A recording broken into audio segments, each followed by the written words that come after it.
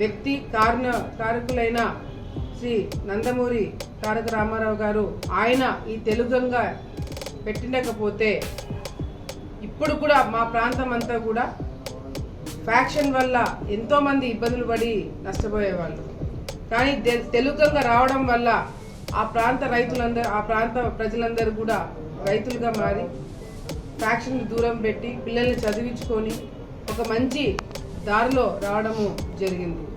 So తెలుగంగా ఉన్నంత వరకు, రైతు అనేవాడు ఉన్నంత వరకు తెలుగుదేశం పార్టీని కానీ, రామారావు గారు కానీ, చంద్రబాబు నాయుడు గారిని కానీ మర్చిపోలేని సంగతి అందరికీ కూడా తెలుసు.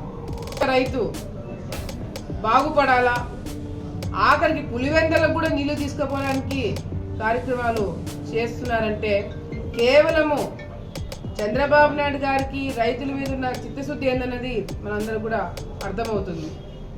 కేవలము వాటర్ మేనేజ్మెంట్ గత ప్రభుత్వం సరిగ్గా చేయలేకపోవడం వల్ల కొన్ని వందల వేల క్యూసెక్ల నీళ్లు సముద్రంలో కలిసిపోయే పరిస్థితి చూసాము.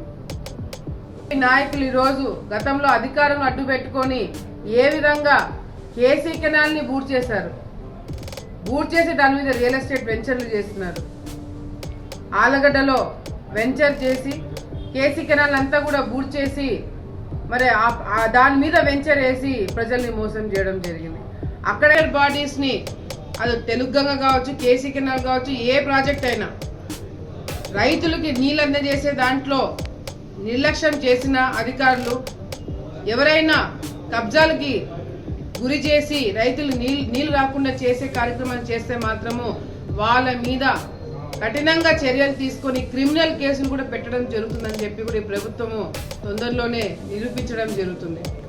తప్పకుండా 2 వెంచర్లు మూతబడతాయి. 2 వెంచర్లు ఏదైతే శిల్పా వెంచర్ ఒకటి నంద్యాల ఒకటి ఆలగడ్డలో ఉందో ఆ 2 వెంచర్లకు సంబంధించిన ప్రజలు ఎవరైతే మోసపోయినారో వాళ్ళకి నష్టపరిహారం కూడా ఇప్పించి చేయడం జరుగుతుందని చెప్పి కూడా సందర్భంగా ప్రజలందరూ కూడా తెలియజేసుకుంటూ